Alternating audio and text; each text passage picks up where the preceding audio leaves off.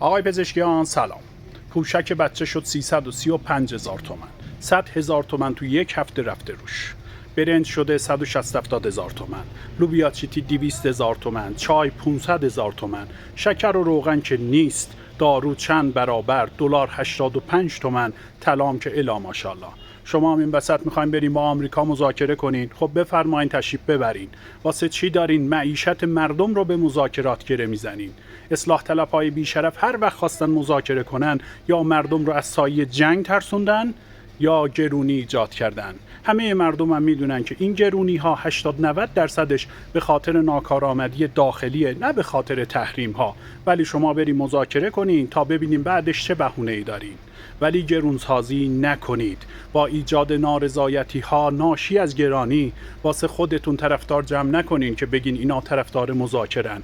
مردم همشون موافق مذاکره هستن. هیچکی نیست که مخالف باشه. داریم واسه مذاکرات هم تشریف میبرین، ظریف رو هم با خودتون نبرید. ایشون به فکر توله هاشه که توی آمریکان، نه به فکر مردم بیچاره‌ای که اینجا دارن زیر تورم له میشن و تامین نیازهای اولیه براشون شده آرزو. یه نکته همین آخر سر بگم.